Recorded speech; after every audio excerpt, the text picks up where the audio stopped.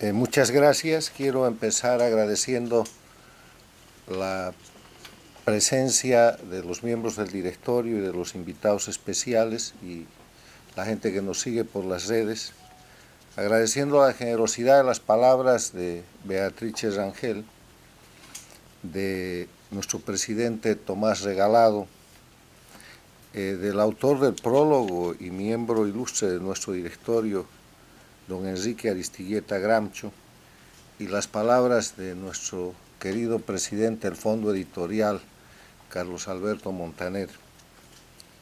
Ustedes habrán visto que ellos han hecho un resumen de lo que es el escenario de la realidad objetiva de nuestra América en el siglo XXI, después de 2 décadas en las cuales tenemos una situación en la cual la democracia está bajo acoso y en la cual existen más dictaduras de las que existían hace 20 años. El libro que presentamos hoy, La ofensiva del castrochavismo, agresión a la democracia, es un libro que trata de todo esto.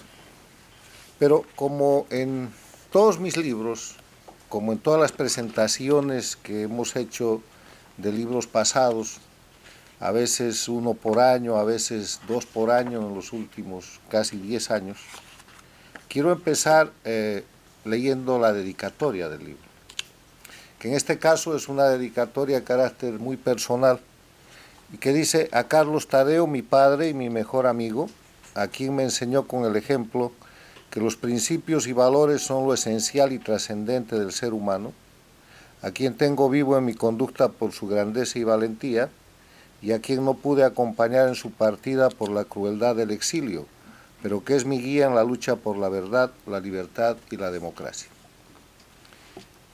Este texto nos recuerda la tragedia a la que un grupo de delincuencia organizada que no debería existir ha llevado en mayor o menor grado a millones de latinoamericanos en el siglo XXI.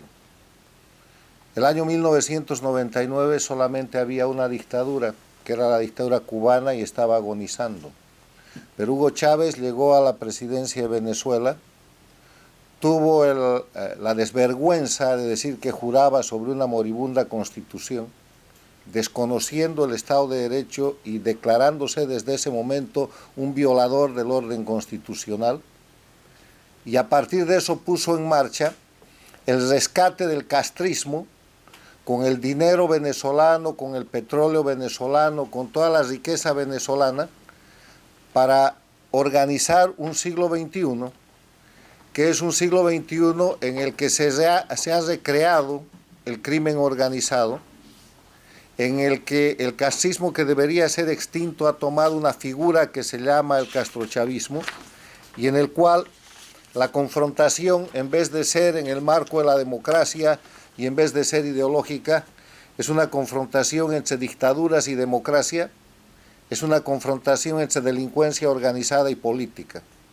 Porque el castrochavismo, que describe al grupo de crimen organizado, que simulando ser política y jefaturizado desde Cuba, controla los regímenes de Venezuela, Nicaragua, Bolivia, controló en su momento el Ecuador con Correa, y hoy día tiene el apoyo de un país que es democracia, que es Argentina, pero que tiene un gobierno castrochavista con Fernández Kirchner, no representa un movimiento político, sino una expresión de crimen organizado, porque han establecido narcoestados que alientan, sostienen y promueven el terrorismo y que agreden a todos los países democráticos de la región e inclusive a otros más allá de las Américas, como el caso de España.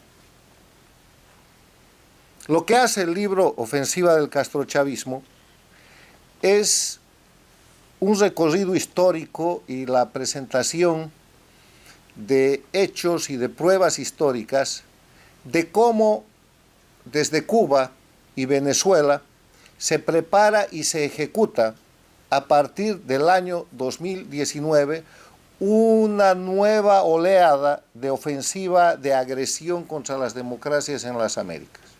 cómo a partir de la reunión de La Habana, que se celebra en febrero de 2019, con el denominado Grupo del Foro de Sao Paulo, y la siguiente reunión que se celebra en Caracas, se pone en marcha un proceso de desestabilización de las democracias en todas las Américas. Y se lo pone porque en ese momento se vivía el estado más crítico de las dictaduras. Se preveía que Venezuela, en el primer semestre del año 2019, podía rescatar su democracia y podía cesar la dictadura y la usurpación del títere del castrochavismo, que es Nicolás Maduro. Porque se acababa de reconocer un presidente legítimo, casi 60 países reconocieron a ese presidente legítimo y había un optimismo muy grande y una realidad objetiva que mostraba que caía la dictadura de Venezuela. Y eso traía consigo la caída de la dictadura de Cuba, y eso era un hecho histórico que se iba a producir. Entonces, el castrochavismo toma la medida de un contraataque general en la región. Y el contraataque general, que yo describo en este libro como la ofensiva del castrochavismo en la América, en el primer capítulo, representa una acción publicitada y una acción absolutamente abierta y difundida de pasar de la defensa de las dictaduras a la agresión de las democracias, que no es un proceso novedoso, es exactamente, como se ha relatado aquí, lo que hizo la Cuba castrista en la década de los 60, que para sostener su proceso criminal en Cuba salió a organizar guerrillas en las Américas.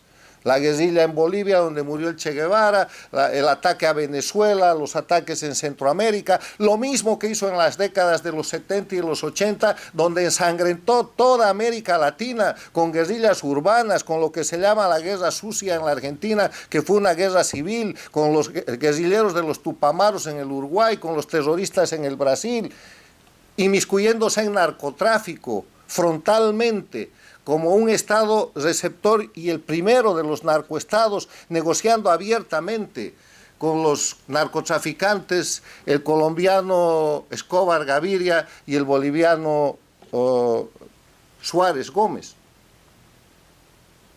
Lo que hacen a partir de inicios del año 2019, en su peor momento de crisis, las dictaduras del castrochavismo, es poner en marcha lo que sabe hacer el castrismo: agresión a las democracias, y vemos los resultados.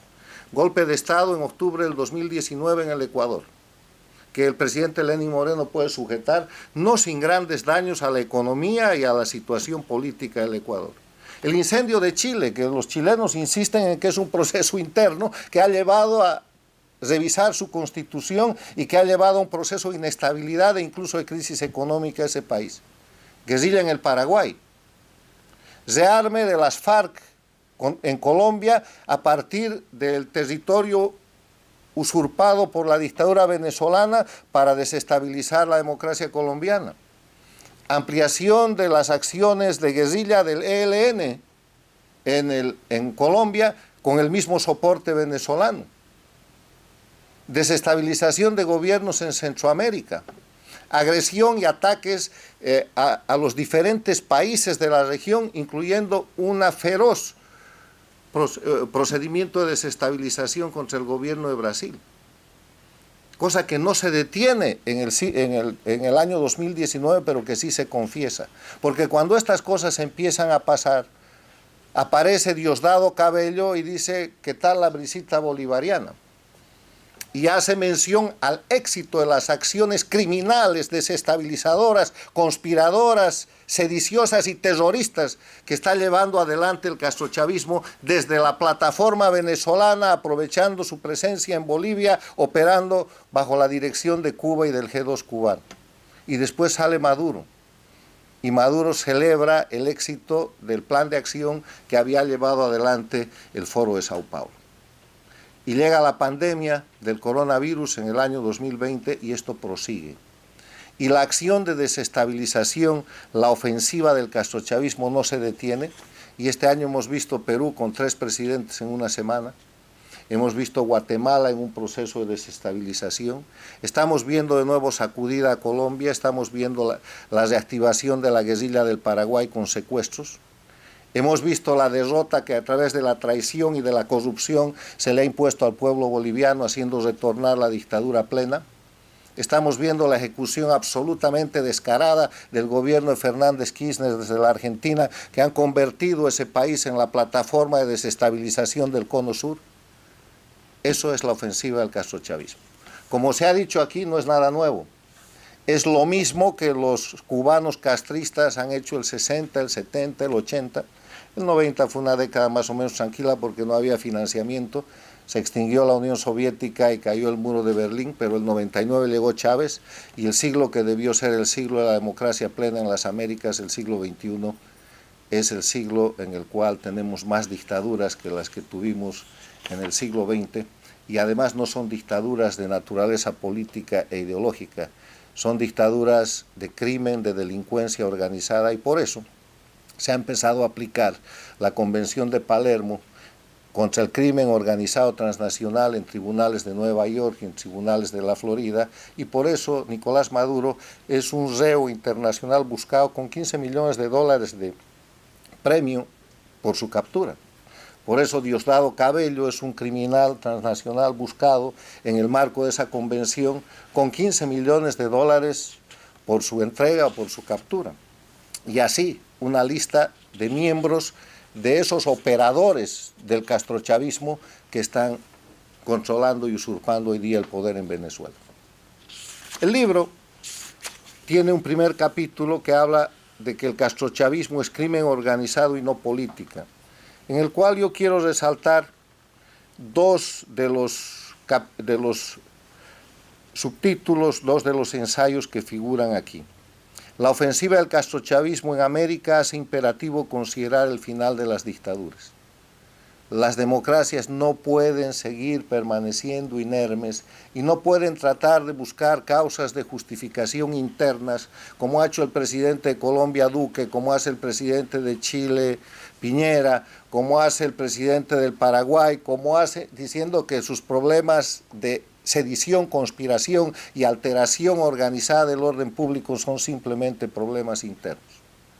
Los pueblos de las Américas tendríamos que haber enloquecido para que esto sea una verdadera pandemia a nivel regional, cuando en verdad se trata de la necesidad de identificar y de controlar y de cesar el enemigo, que es el castrochavismo, integrado, dirigido por la dictadura de Cuba, integrado por las dictaduras de Venezuela, Bolivia y Nicaragua. El otro aspecto que quiero yo resaltar de este primer capítulo es el que se refiere al Foro de Sao Paulo, el disfraz político de la delincuencia organizada. Porque el gran esfuerzo que hace el castrochavismo es tratar de presentar sus crímenes como política. Y el gran esfuerzo que está haciendo en este momento, que quiero dejar muy claro, es tratar de convertir los delitos y los criminales en hechos políticos y en dirigentes políticos. Ya le ha funcionado a Cuba la fórmula con las FARC en Colombia. Ya han convertido a las FARC en partido político. Ya han convertido a los dirigentes de las FARC, a los criminales, guerrilleros, asesinos, violadores, narcotraficantes, en senadores. Ese es el proyecto para Venezuela. Ese es el proyecto para el momento en el que tengan que ceder el poder en Nicaragua. Ese es el proyecto para Cuba. Que los criminales sean reconocidos como políticos y que sus crímenes sean hechos políticos, como ya lo hicieron en 1990, cuando los sandinistas tuvieron que dejar el poder en Nicaragua y dejaron con las siguientes condiciones. Todo lo que se habían robado, que era la piñata, quedó en manos de los sandinistas. Los sandinistas quedaron en control de las Fuerzas Armadas. Se garantizó absolutamente impunidad para los crímenes que habían cometido los sandinistas y se reconoció el partido de los sandinistas como partido político. Lo han ejecutado 2 veces. El 90 en Nicaragua, que permitió que el 2007 en el marco del castrochavismo regrese Ortega y sigue ahí como dictador, y lo han hecho en Colombia con el llamado Tratado de Paz.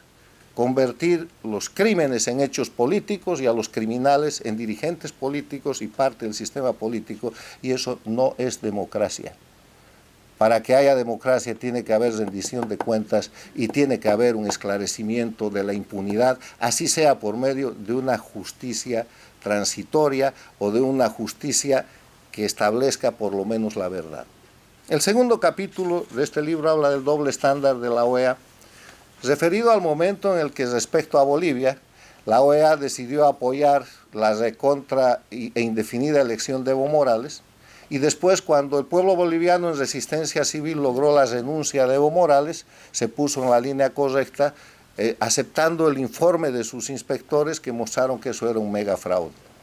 La OEA ha corregido su posición, pero esto está registrado en el libro para que no vuelva a pasar. Instituciones que, como la OEA, están encargadas de la preservación de los elementos esenciales de la democracia a través de la Carta Democrática Interamericana, no pueden tener doble estándar.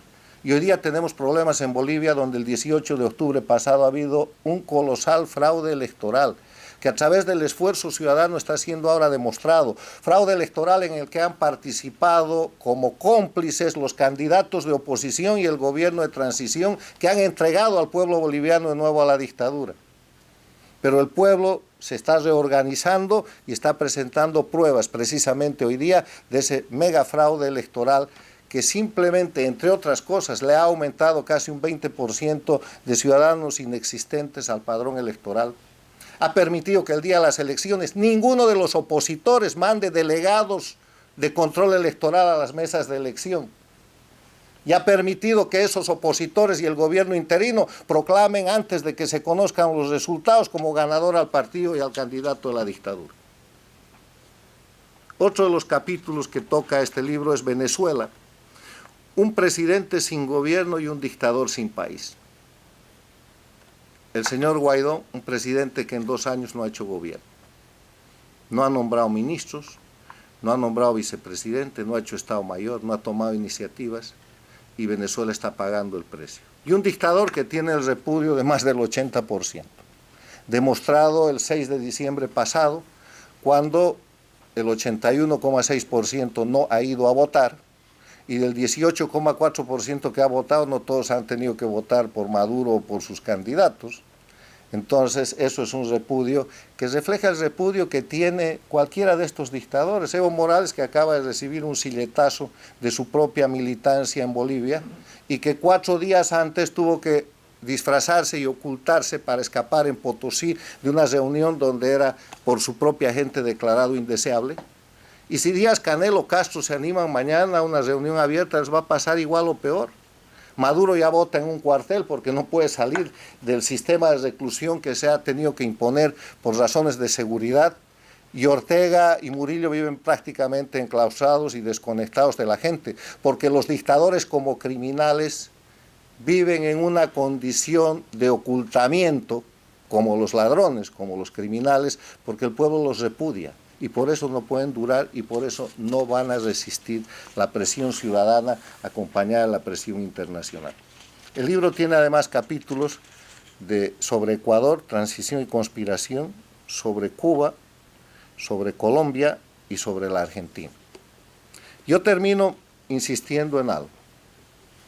Este es un libro que recoge historia, hechos concretos y demostración de cómo empieza el último de los procesos de ofensiva contra la democracia en las Américas. No es el primero.